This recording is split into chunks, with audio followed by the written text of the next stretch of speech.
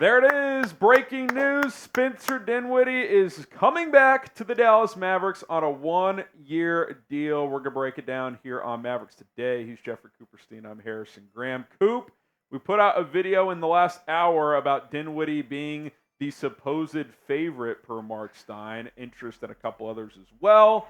But it kind of always felt like this was a real possibility, and now it gets done, and I'm excited, man. It's he played his best ball here. We'll talk about it all, but welcome back, Spencer Dinwiddie. Yeah, at this time of year, you look for bargain free agent signings, and the Mavs found one in Dinwiddie that already knows the system. He already knows Jason Kidd. He knows Luka Doncic, and he knows how to play in Dallas. So this is a very good signing for the Mavericks, especially at the back end of the roster. It was one that was pretty expected, I think, for the last couple of weeks, and he filled the biggest need that the Mavericks had remaining on their roster. So it was pretty much a no-brainer, and I'm excited that Spence is back in Dallas for sure. Yeah, we'll dive deeper into this, how he'll fit, and I think toward the end of the video, just kind of react to what's been, I think, a hell of an offseason. Yep. But first, hit the subscribe button. When moves happen, we got you covered with the video, signings, trades, rumors. We're going to hit it all here on this channel, so hit that sub button. Let's get to 30,000 subscribers. Okay, we've talked about this. His 76-game stretch over 2 seasons, second half of 1 year, first half of the next year, was easily the best, call it, season of his career. 17 points. He was efficient as hell. He shot over 40% from 3. I don't know what was in the water he was drinking during that stretch. And look, we've talked about this, Coop. I'm not expecting these numbers, but can you split the difference with this versus what he's kind of been, especially what he was last year? Like, you just look at this past season.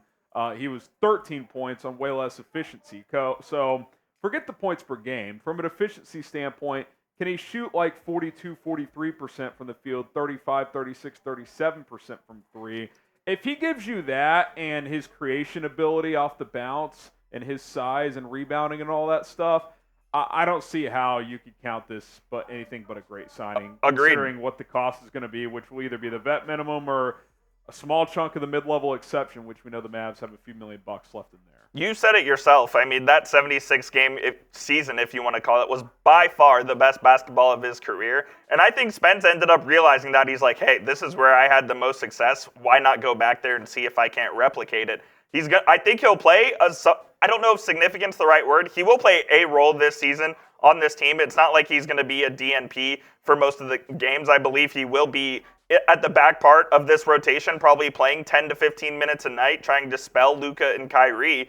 And it was really a no-brainer for the Mavs, man. I'm excited that a guy of Spencer's caliber was available on the free agent market at this time of year. And shout out to Nico Harrison once again, identifying the team's biggest need and addressing it in the best way he possibly can. Yeah, I'm fascinated, and we'll probably dive into this more as the offseason goes on, but does Spencer Dinwiddie or Jaden Hardy have a big role on this team? Oh, I don't think it's even a question. I think it's Spencer Dinwiddie. You think it's Dinwiddie? I do. Yeah. So you think he'll be in the rotation? I think he has at all times, and Hardy will kind of be. It'll just depend. I think Spencer has the inside track. I really do. I think his track record in the NBA kind of gives him that inside track. Yeah, I think so too. It's with Tim out, obviously different type of players, but I am fascinated to see how Jason Kidd manages the guards on this team from a rotation standpoint. Dante Exum, of course, in the mix as well.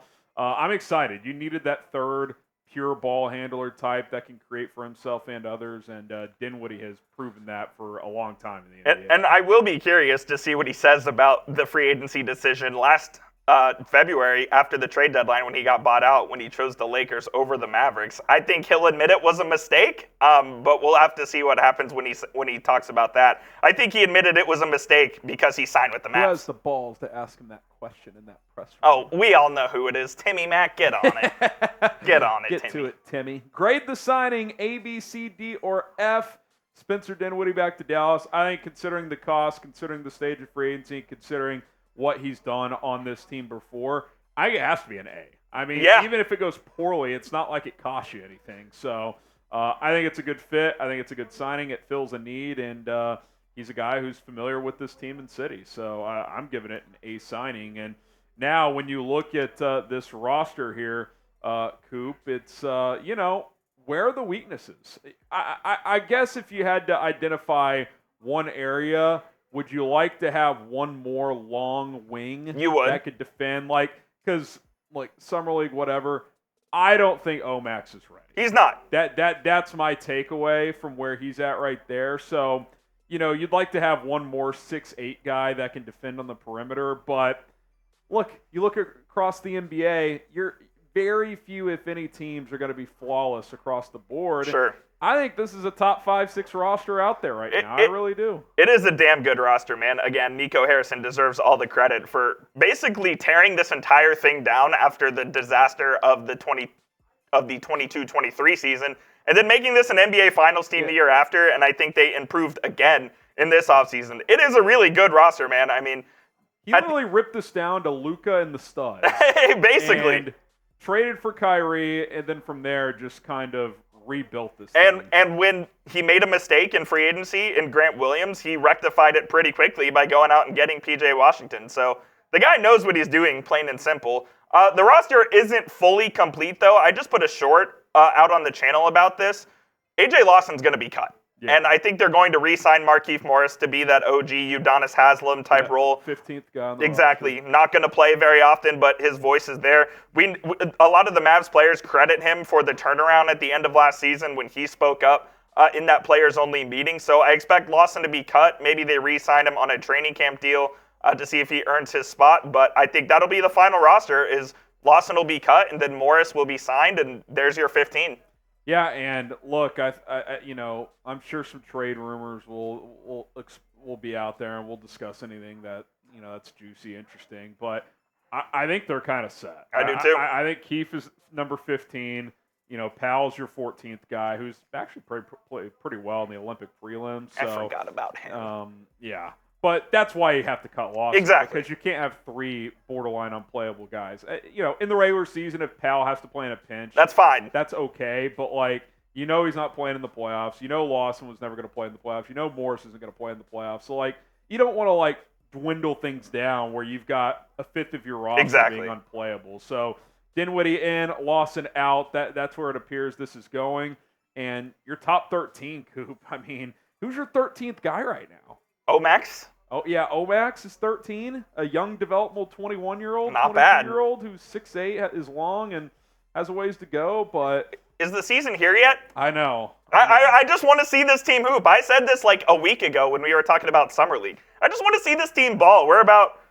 we're just less than 3 months away from opening night of the season, and I simply cannot wait. I think this team has from training camp, something like that. Yep, I think about end of September training camp.